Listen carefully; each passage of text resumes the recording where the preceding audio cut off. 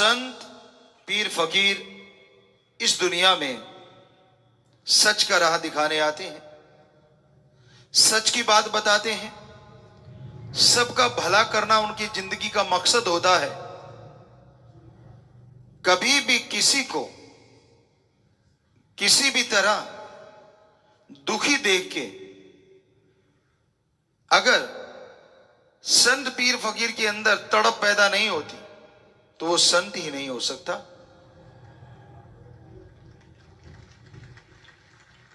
रूहानी संत, सूफी संत का मतलब ही ये है, आत्मिक संत कह ले, आत्मिक मंथन करता है,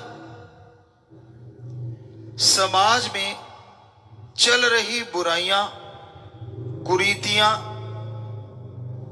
और बुराई को बढ़ावा देने वाली चीजों को रोकने के प्रयास करता है। संत का काम परमपिता परमात्मा की ड्यूटी निभाना होता है। वो इस धरा पे आके धन दौलत, जमीन जायदाद अपने लिए ऐसा कुछ अर्जित करने की नहीं सोचते। अगर वो कर्म योगी होते हैं तो वो जो भी पैसा अर्जित करते हैं वो समाज की भलाई में लगा देते हैं। यही उनका मकसद होता है।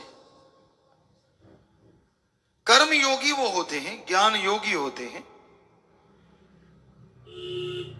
जो खुद कर्म योगी होगा वो दूसरे को ज्ञान की बात बताएगा। तो जैसे पिछली बार हम आप लोगों को बताया करते थे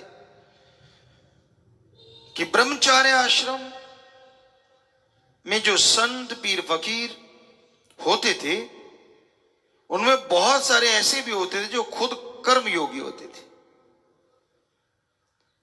क्योंकि ब्रह्मचार्य में यह सिखाया जाता है कर्म करना धर्म है और धर्म पे अमल करना ज्ञान है।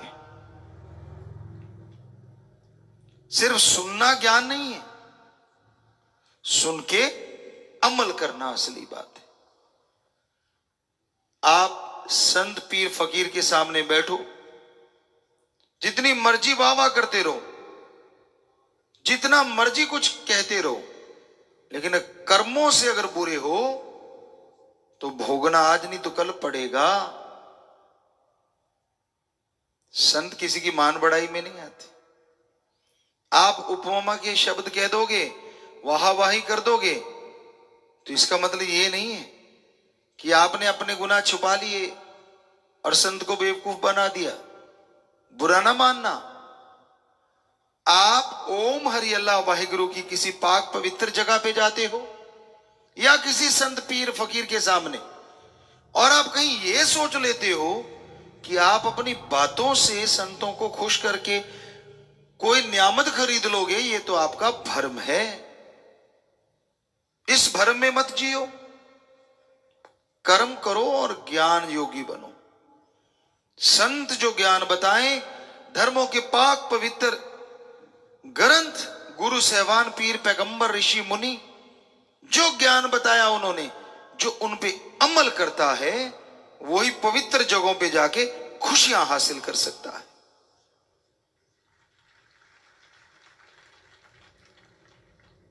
वो तो अपने घर में रह के भी खुशियां ले सकता है, फिर संतों के पास जाना क्यों?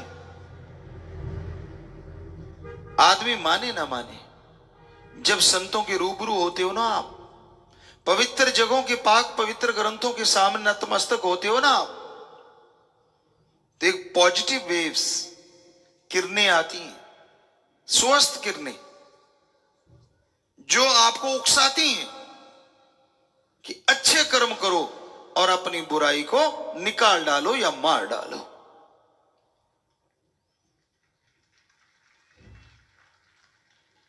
जो बुरा कर्म करता है उसके पास जाओगे तो नेगेटिव एनर्जी आती है, गलत सोच आती है, गलत भावना आती है और गलत ही विचार आते हैं। और जब आपको पता है पवित्र जगहों पे आप जाओ पवित्रता के साथ, ग्रहण करने के लिए, नैरो माइंड के साथ नहीं, तंग दिली के साथ नहीं, खुले दिल के साथ जाइए तो संत पीर फकीरों के यहां से आप हर बार बहुत कुछ नया लेके जाओगे, हर बार खुशियों के खजाने पाओगे। पर घमंड नहीं होना चाहिए, अहंकार नहीं होना चाहिए। क्या आप सोचते हैं सिर्फ टल्ली, शंख, नाद या बाजा बजाने से आप संत पीर फकीर या राम को खुश कर लोगे? तो हवा तो रोज टल्लियां बजाती है, जैसी तेज चलती है। गऊ के गले में टल्ली बांध देते हैं, वो भी रोज बजाती है। और पशु पक्षी होते हैं जो पालतू होते, कहीं हमने देखा है बकरी के गले में बांध दी पुराने टाइमों में, भेड़ के गले में बांध दी, वो तो कब के बैकुंठ चले जाते, क्योंकि तो इतनी टल्ली तो आप बजा ही नहीं सकते। वो जब जब चलते हैं तब तब टल्ली बजती है। टल्ली बजानी है तो पहले मन की बजाओ और आत्मा से बजाओ, तो आप खुशियां हासिल कर पाएंगे, तो दया में रहमत के लायक बन पाएंगे। अपनी भावना का शुद्धिकरण करो। कड़वी बातें होती हैं, लेकिन सच हमेशा कड़वा होता है। कड़वी कुनैन होती है, लेकिन शुगर कोटेड कर दी गई, कहते हैं वो बहुत फायदा करती है बुखार वगैरह में। उसी तरह सच्ची बातें कड़वी तो जरूर लगती, लेकिन आने वाले टाइम में आपके कर्म सही करके आपको जिंदगी के परमानंद की तरफ ले जाते हैं। नाटक करके आप किसी को उसको खुश कर सकते हो जिसको चापलूसी पसंद है।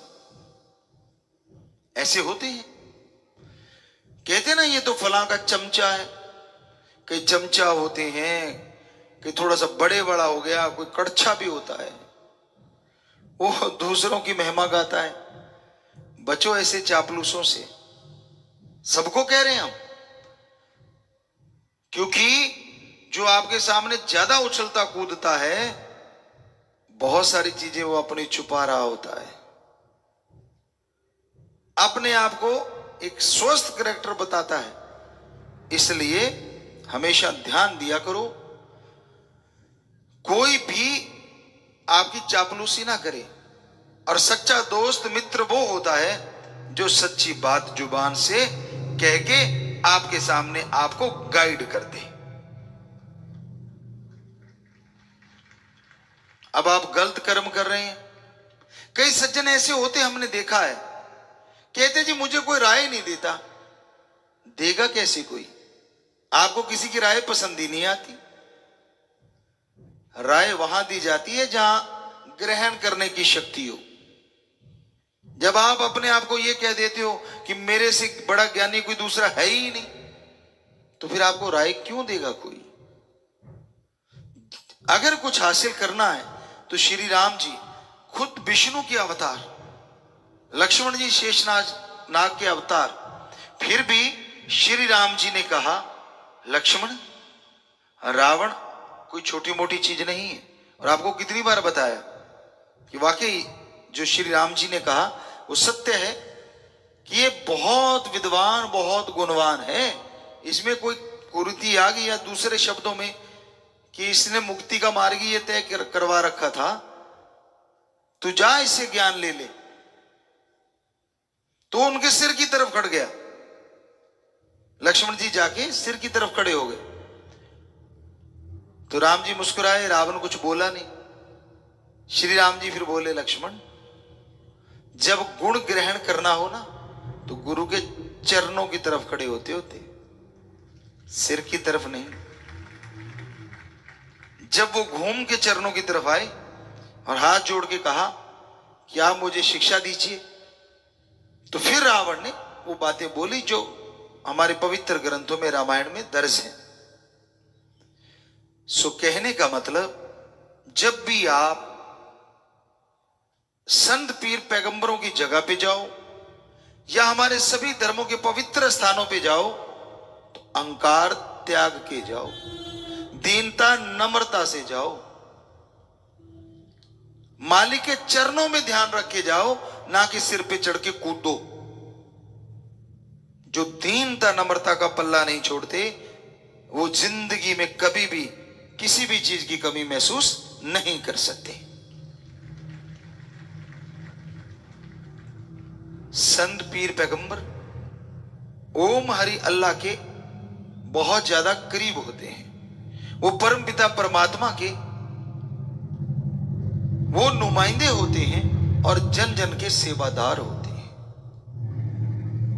जो पीर फकीर सेवादार है तो उसकी औलाद को मालिक बनने के लिए नहीं सोचना चाहिए। इसमें हम ये नहीं कहते कि कंपनियों के मालिक ना बनो। हमारा यहां कुछ और मतलब है कि जिसके गुरु संत पीर पैगंबर में दीनता नम्रता हो, उसके भक्त में अहंकार नाम की चीज तो आसपास भी नहीं भटकनी चाहिए।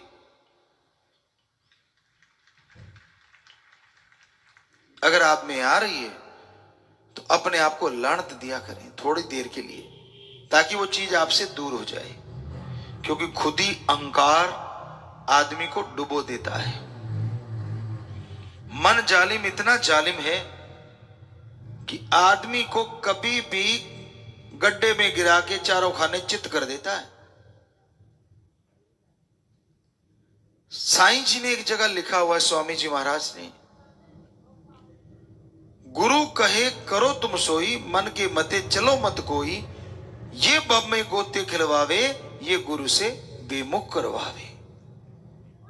नफ शैतान, मन जो आपके अंदर रहता है, नेगेटिव थॉट्स जो माइंड को देता है, वो मन है। नफ शैतान है। पॉजिटिव थॉट्स देता है, सकारात्मक सोच देता है, वो आत्मा है, वो रूह है। तो उसकी सुनो, अहंकार ना करो। आज घर में लड़ाइयां हैं ईगो की वजह से, गांव में लड़ाई है ईगो की वजह से, देशों में लड़ाइयां हैं ईगो की वजह से, और कोई क्षेत्र इससे बचा नहीं है। कोई भी क्षेत्र, चाहे वो राम नाम का क्यों ना हो, यहां भी लोगों के अंदर ईगो आ जाती है। मैं उससे कम नहीं, मेरे में क्या कमी, उसमें क्या ऐसा। जी नहीं, भक्त जन तो दीनता नम्रता के पुजारी होते हैं कि नहीं भाई, मैं तो सबसे दीन हूं, नम्रता हूं, रखने वाला हूं। अहंकार को ऊपर हावी होने ना दो, क्योंकि अगर ये हावी हो गया तो परम पिता परमात्मा को नहीं पा सकोगे। इसलिए नम्रता धारण करो। यह हमारे पुरातन समय से बताया गया। पर आदमी के अंदर बहुत तरह के अहंकार हैं। कुछ तो ऐसे होते जिनको कोई समझा भी नहीं सकता। राज पहुंच का अहंकार, धन दौलत का अहंकार, जमीन जायदाद का अहंकार, थोड़ा शरीर अच्छा है शरीर का अहंकार, चंद लोग देखने लग गए उसका अहंकार, अपनी सोच का अहंकार कि मेरे जितना चतुर कोई है ही नहीं, मैं ही सारी दुनिया से समझदार हूं, बाकी तो पैदल घूम रहे। मतलब उसके कहने का मतलब होता है दिमाग भगवान ने मेरे को दे दिया, बाकी को तो खाली डिब्बा है। तो ये भी एक अहंकार है। और क्या लिखा हमारे धर्मों में, अहंकार को मार जरूर होती है, आज नहीं तो कल होती है। अहंकार मत किया करो। रावण से बड़ा आज तक अभी तक कोई इंसान नहीं है आदमी के रूप में। सर्वश्रेष्ठ साइंटिस्ट था जिसके कंधे पे एटम परमाणु रहता था और दिखता तक नहीं था। इतनी शोध थी, इतना अदृश्य शक्तियां उसने प्राप्त कर रखी थी। उसके पास पुष्पक विमान कह लीजिए, आज की भाषा में बोले तो उसको क्या बोले, शायद ऐसा तो कोई लैंडिंग करता नहीं जैसा वो लैंडिंग करता था। चलो हवाई जहाज या जहाज कह देते समझाने के लिए। वो सिर्फ और सिर्फ रावण के हाथों की और विभीषण के हाथों की और एक उनके भाई बताते हैं जिनसे वो लेके आए थे, उनके हाथों की पकड़ से और उनकी प्लस रेट से, उनकी सोच से ही उड़ता था। जैसे वो हाथ रखते थे और अंदर दिमाग में सोच की कि इतना किलोमीटर ऊपर जाना चाहिए, उतने किलोमीटर ऊपर जाता था। कि भाई इतने माइल्स, इतने कोस की स्पीड होनी चाहिए, उतनी ही स्पीड पकड़ता था। आज के रोबो क्या ऐसा नहीं कर रहे? क्या आप ही फन्ने का है? आपसे पहले कोई जिंदा नहीं हुआ दुनिया में विज्ञान को मानने वाला? क्या कर लिया आपने? एक रोबो सुपर कंप्यूटर बना लिए हैं। तो अगर आपके अकॉर्डिंग कंप्यूटर आदमियों की तरह काम करने लगे हैं, तो क्या आपसे पहले ऐसा कोई नहीं हो सकता जिसने इतनी साधना कर ली हो, विज्ञान को इतना पा लिया हो कि विमान उसकी वो प्लस रेट से, उसकी थॉट से चलता था? हो सकता है आज भी आने वाले टाइम में ऐसा कुछ हो जाए, पर अभी तक तो हुआ नहीं। कितना बड़ा साइंटिस्ट था वो। और आज तक किसी में ऐसा गुण नहीं आया। चंद्रमा की रोशनी से भी वो काम लेता था, पूरी लंका जगमगाती थी। सूरज की रोशनी, सौर ऊर्जा उस टाइमों में भी उसके पास थी। जब चाहे बरसात करवाता था, यहां चाहे बरसात करवा लेता था। और वो जहाज की चर्चा कर रहे थे, कहीं भी लैंड करवा लेता था। उसके लिए हेलीपैड नहीं बनाने पड़ते थे। तो गजब था ना वो। चलो अभी तो उसके थोड़े से गुण बताए हैं। बहुत भक्ति में अव्वल था। शिव जी का जो महादेव जी हैं हमारे, उनका बहुत बड़ा भक्त था, बहुत वरदान थे उनके पास। तो ये थोड़ी सी बात, इतनी में एक भी बात आप में हो, चलो माना थोड़ा सा अहंकार आ सकता है। अगर नहीं है तो फिर किस बात का अहंकार? उसने भी किया कि मैं मौत को भी हरा दूंगा, क्योंकि बाकी चीजें वो जीत चुका था। क्योंकि उसको लगा मेरी नाभि में अमृत का कुआं है, यहां तक कि उसकी लाइफ का जो चक्र था वो खत्म नहीं होने वाला था। श्वासों पे नियंत्रण कर लिया था, लेकिन वो श्वास थे तो ना उतने जितने लिखे हुए थे। पर उसको लगता था मैं अमृत मेरे अंदर है, नाभि में है, इसको प्रयोग करके मैं भक्ति के द्वारा कभी नहीं मरूंगा, तो मौत से भी टक्कर ले लूंगा। इसी अहंकार में उसने सीता माता को उठाया। और फिर आप जानते हैं कि लखपूत सवा लख नाती, तै रावण घर दिया न बाती। क्या है ऐसा आप में जो अहंकार कर रहे हो? कौन सी ऐसी चीज है जो रावण के पैर की बराबरी करते हो आप? चंद नोट आ गए, चंद पैसे आ गए, थोड़ी ऐश कर ली, और चार लोगों ने राम अच्छा जी ये नहीं सोचा कि मेरे को नमस्कार क्यों होती है? सोचा नहीं, बस कहता अच्छा मेरे में कुछ स्पेशल हो गया। अरे भाई कभी शीशे में मुंह देखना, खुद ना डर जाना कहीं देख के, बुरा ना मनाना भाई। कई सज्जन ऐसे भी होते हैं, उनको भी लगता है कि नहीं मेरे में कुछ अलग है। 10 लोग नमस्कार, अलग हो गया कोई रुतबा, अलग हो गया अगर आप ऑफिसर हैं, अलग हो गया कोई राज पहुंच है, तो थोड़ा सा लोग मिलने जुलने ज्यादा लगते हैं। कोई पीर फकीर है उसको भी सलामें होने लगती हैं। पर फिर भी अहंकार का तो कोई मतलब नहीं होना चाहिए ना, क्योंकि सलामें अगर संत पीर फकीर को हो रही हैं तो उस ओम हरि अल्लाह वाहिगुरु के नाम के लिए। अहंकार किस चीज का, किस बात का, क्यों? खुद ही जो करते हैं वो खुदा से दूर रहते हैं। अहंकार जो करते हैं वो दूर रहते हैं राम से। दीनता नम्रता धार के पा लेते हैं राम को।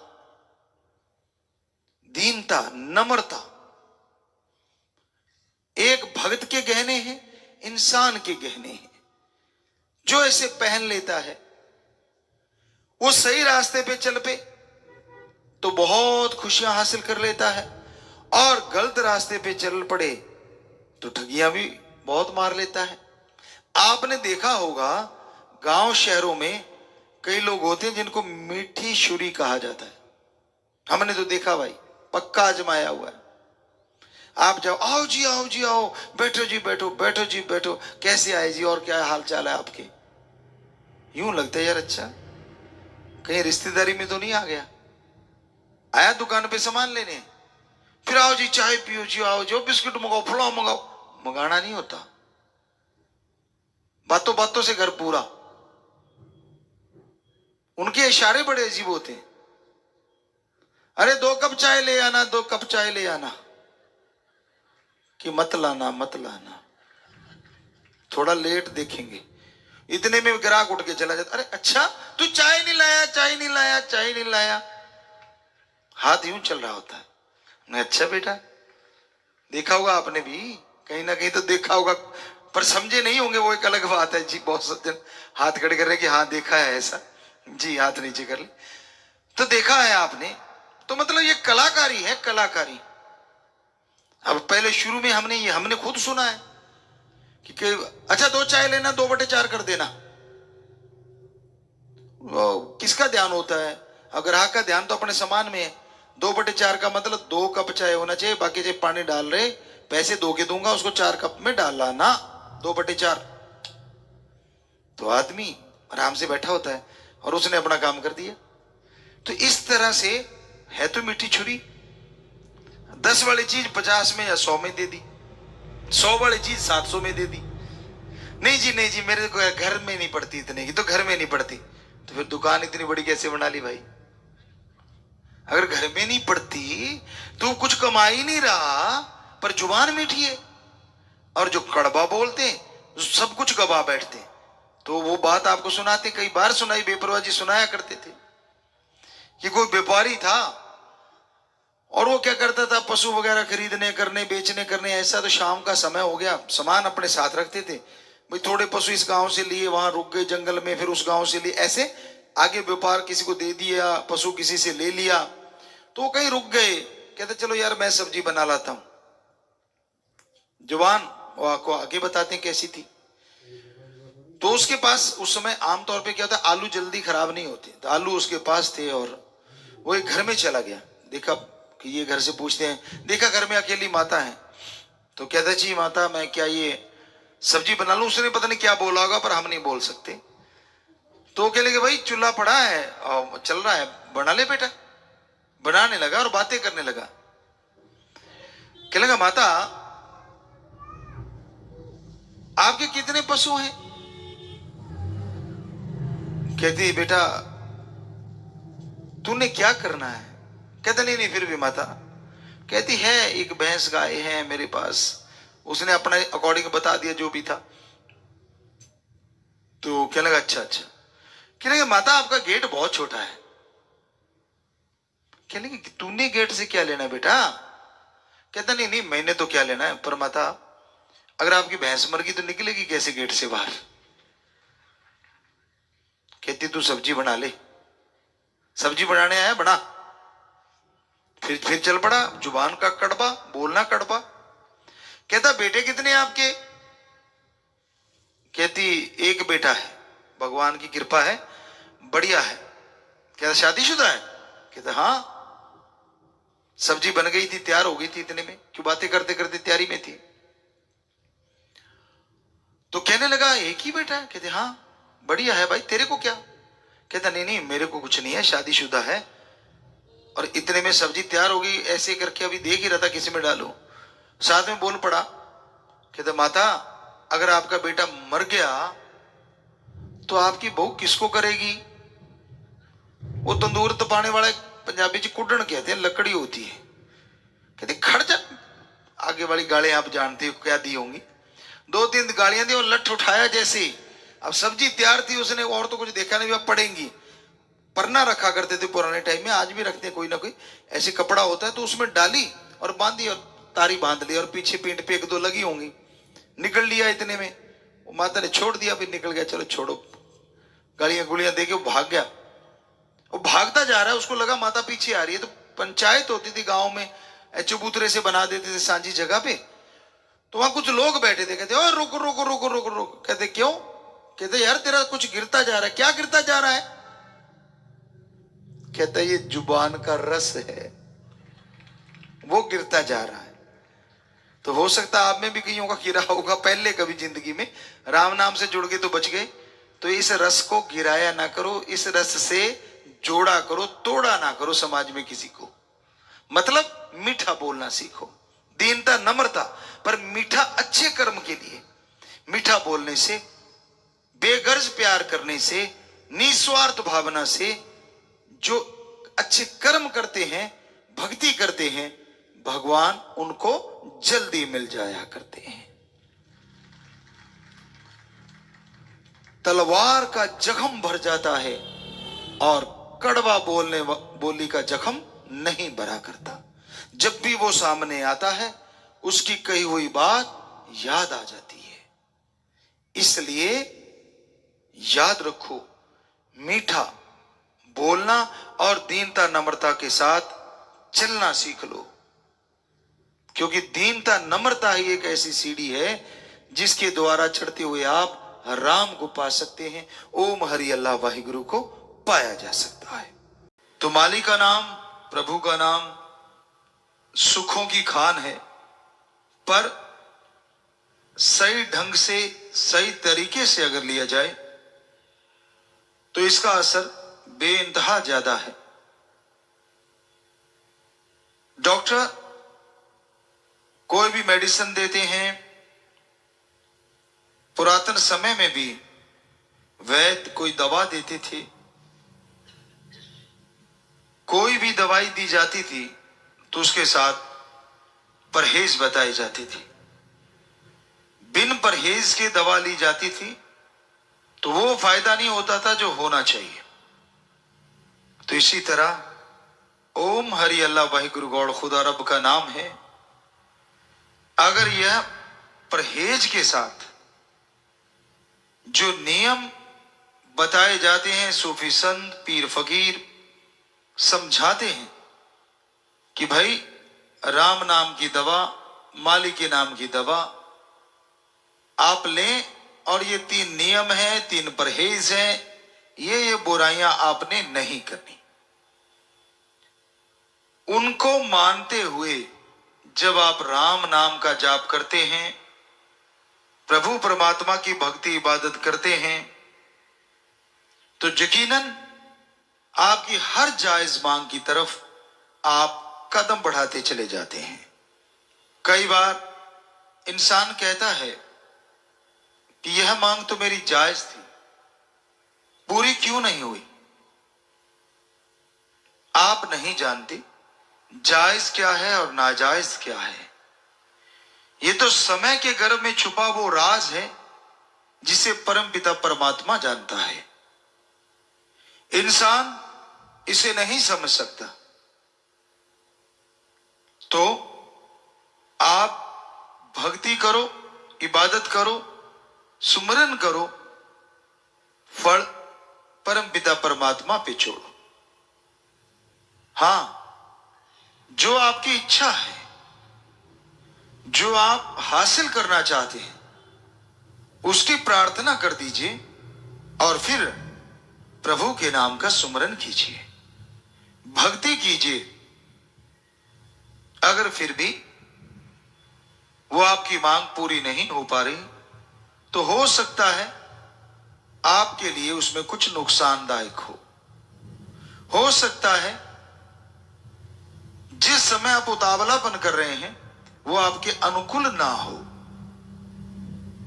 इसलिए वो अपने हिसाब से हर चीज को जरूर करता है अगर कोई भक्त उसकी भक्ति इबादत करता है।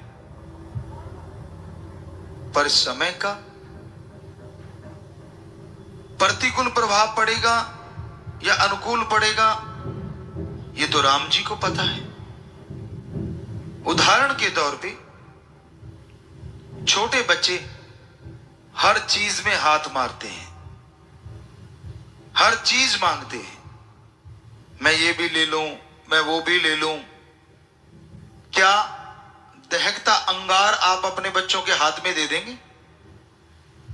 क्योंकि छोटे बच्चे को कुछ भी दिखाई देता है तब उसकी बुद्धि विवेक एक ही बात कहती कि ये खाने वाली चीज मुंह में डाल ले। आपने बच्चे जिन्होंने पाले पोसे हैं वो जानते हैं। तो अगर वहां से कोई कोबरा गुजर रहा है तो वो चमकीला है, तो क्या बच्चा जिद करता है कि मैंने पकड़ना है, तो क्या आप पकड़ा देंगे हाथ में? कभी नहीं।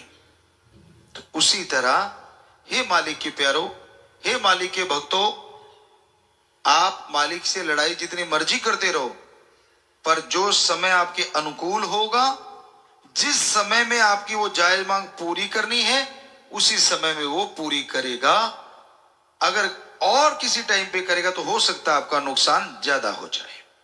तो आप बिना वजह लड़ाई करते रहते हैं कि मेरी तो ये जायज मांग है, इसमें गलत क्या है? आप क्या जानते हैं गलत अच्छे का? आपको क्या मालूम है समय के गर्भ में क्या छुपा है? तो ये सोच आपकी तंग दिली है, नैरो माइंडेड है आप। भक्त को हमेशा खुले दिमाग से रहना चाहिए। रजा में राजी सो मर्द गाजी। प्रभु की इच्छा का जो सत्कार करते हैं, वो ही अपनी झोलियां उसकी रहमत से भरमार करते हैं। उसकी इच्छा के अनुसार रहना पड़ता है, खुद की इच्छा को दबाना पड़ता है। आपका मन हावी हो सकता है, आपको गलत बात बता सकता है, क्योंकि माइंड में दो बातें आती हैं, नेगेटिव और पॉजिटिव। हमारे पाक पवित्र सभी धर्मों में, खास करके पवित्र वेदों में भी साफ लिखा है कि जो नेगेटिव विचार देता है, गलत विचार देता है, वो मन की आवाज होती है, और जो अच्छे विचार देता है वो आत्मा की आवाज होती है। मन को इस्लाम धर्म में नफ या नफ शैतान भी कहते हैं। तो आत्मा की आवाज, कई बार आपको लगता है मैं तो राम के दर्शन मांग रहा हूं, मैं तो भगवान से बात करने की चर्चा करता हूं, ये तो आत्मा की आवाज ही हो सकती है, बिल्कुल हो सकती है।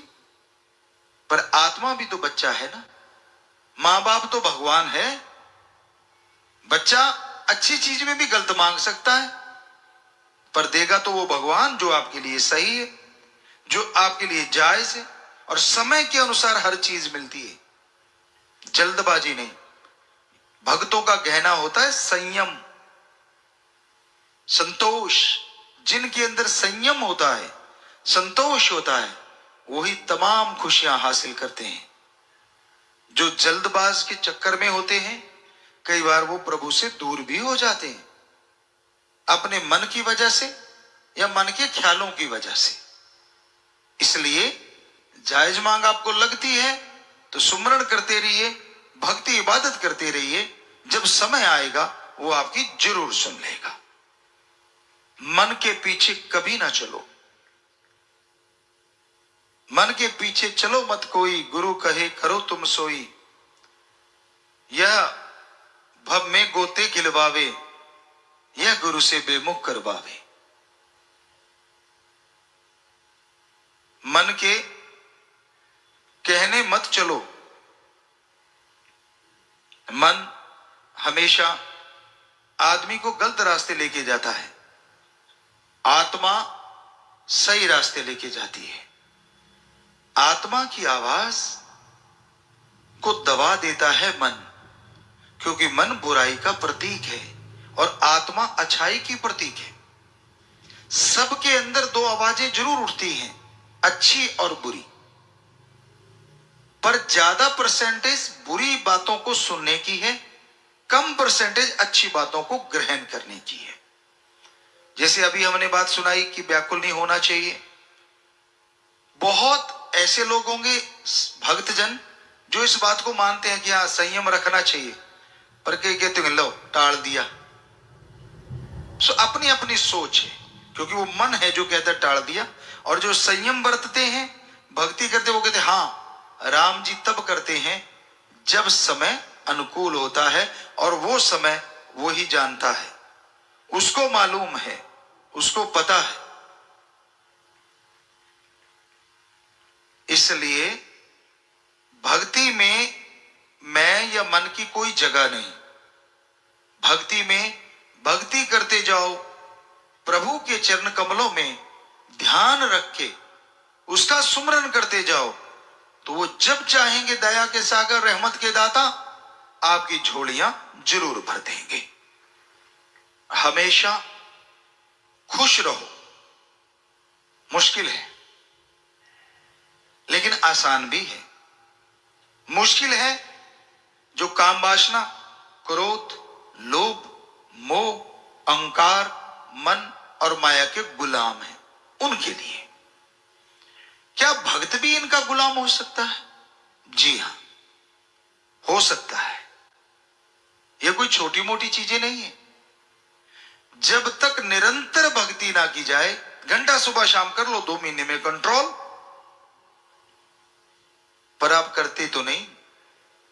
कई तो गुरुमंत्र लेके ऐसी जगह अलमीरा में रख के भूल जाते हैं या ताला लगा हुआ है, उसको खोल के कभी जाप करते ही नहीं कि भाई हम तो सेवा करते हैं, अच्छे सबका भला करवा रहे हैं, और खुद सुमरण नहीं करते।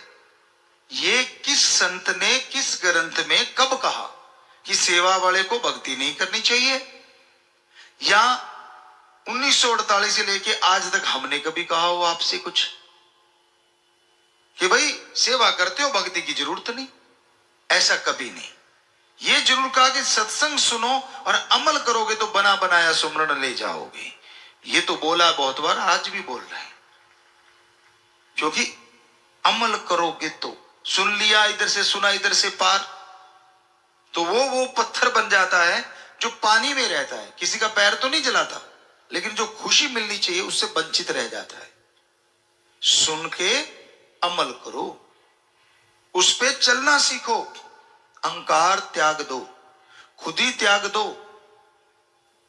दीनता, नम्रता, संयम, संतोष और भक्ति, बेगर्ज प्रेम, निस्वार्थ भावना से सेवा, ये भक्तों के वो गहने होते हैं जिससे सजने पे वो राम जी जल्दी दर्शन देते हैं। एक एक करके ये पहनते जाओ, यकीन मानो हर चीज अच्छी लगेगी, हर चीज में खुशी आएगी। तो इस तरह आप खुश रह सकते हैं। अदरवाइज इस दुनिया में और खुशी, लोग तो ढूंढते फिरते हैं खुशी है किधर, कहां है वो हंसी। क्लब खुल गए हैं बड़े बड़े महानगरों में, कई जगहों पे तो फीस ली जाती, और करना क्या, सामने खड़े होकर हा हा ही हु किया, और सामने वाले को धक्के से हंसी आएगी आएगी, नेचुरली होता है, ये मनोविज्ञान है। लेकिन जब तक अंदर की सफाई नहीं होती, दिमाग से कचरा नहीं निकलता, गम, दुख, दर्द, चिंता, टेंशन, ईर्ष्या, नफरत, दोई, द्वेष, ईगो, ये चीजें नहीं जाती, तब तक सच्ची खुशी, सच्ची हंसी चेहरे पे नहीं आ सकती। सच्ची खुशी, सच्ची हंसी कैसी होती? अगर आप देखना चाहें तो नन्हे से बच्चे को कभी हंसता देख लें, जो 6-7 महीने का है, 5 महीने का, 4 महीने का, 9 महीने का, उसको हंसता देखें आप, आपको पता चल जाएगा सच्ची खुशी कैसी होती है और सच्ची हंसी कैसी होती है। क्योंकि उसके दिमाग में कोई टेंशन नहीं, कोई ईर्ष्या नहीं, कोई द्वेष नहीं, कोई काम वासना, क्रोध, लोभ, मोह, अहंकार नहीं, वो बिल्कुल निर्मल है। भगवान जी से अभी अभी बिछुड़ के आया है, रोता कभी कभार, लेकिन उसकी जो हंसी है, उसकी जो खुशी है, वो कमाल की होती है। वो आप भी कर सकते हैं, कितने भी बड़े क्यों ना हो जाए, चेहरे पे नूर रहेगा, सलबटे नहीं पड़ेंगे ऐसे जैसे खेस दरियों में पड़ जाती, चेहरे पे नूर होगा, अंदर सुरूर होगा, तभी चेहरे पे नूर होगा। और राम जी का नाम जपोगे और ये गहने पहनोगे तो जरूर होगा, आज नहीं तो कल होगा। बात अमल करने की है, मुंह लटकाने से कुछ मिलता नहीं, सीधी सी बात। कितना ही मुंह लटकाए रखो, रोने से मां दूध देती है, तो भगवान जी क्या मां से कम है? वो रोने ही नहीं देते, पहले ही नियामतें बख्श देंगे, पर उसको बुलाओ तो सही। रोना मां को बुलाना होता है, और इधर रोना नहीं, सुमरन करना होता है, ये भगवान को बुलाना है। बस फर्क इतना है।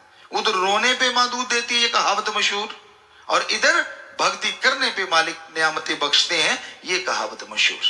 सेवा करो, भक्ति करो, उसकी इबादत करो। बैठे बिठाए कुछ हासिल नहीं होता। आप रूठते रहिए, आप मुंह लटकाते रहिए, कुछ मिलने वाला नहीं। कहते जी गमी इतने हैं, चिंता इतनी है। क्या आपकी चिंता करने से किसी काम में सफलता मिलती है? अगर हां तो सारे परिवार को चिंता पे बिठा दो। सफलता 2 दिन वाली 1 घंटे में मिल जानी चाहिए। आप आजमा के देख लो, बल्कि और काम खराब हो जाएंगे। तो जितनी चिंता, जितनी टेंशन आप करते हो, उतने ही आपके अंदर नेगेटिविटी आती है। फ्रेश माइंड रहो, इंजॉय। कुछ भी हो रहा है वो राम जी की रजा में हो रहा है, भगवान जी की रजा में हो रहा है, तो मस्त रहो और टेंशन ना लो। जो होना है वो होगा, होके ही रहेगा। और फिर मस्त क्यों नहीं रहना चाहिए? आप भक्त हैं, राम नाम से जुड़े हैं, टेंशन भरी तो अपने आप ही है। जो छोड़ो मालिक पे छोड़ दो, तू जाने तेरा काम, मेहनत मैं करूंगा, बाकी करेगा राम, तू जाने तेरा काम। बस इतना सा कहना। लेकिन नहीं, आप टांग घुसेड़ते, राम जी को क्या पता, मुझे ही पता है। जब ज्यादा घुसेड़ते हो तो वो उसमें थोड़ा बड़ भी पड़ जाता है, फिर टेंशनें शुरू हो जाती। आपका काम मेहनत करना है, दिन रात एक कर दो, मेहनत में लगे रहो, सुमरन भी करो, सेवा भी करो, और आपका जो भी बिजनेस, व्यापार, काम धंधा है, मेहनत की कमाई, हक हलाल की रोजी रोटी, वो करके खाते रहो, तो यकीनन आप हमेशा खुश रहेंगे। सत्संग,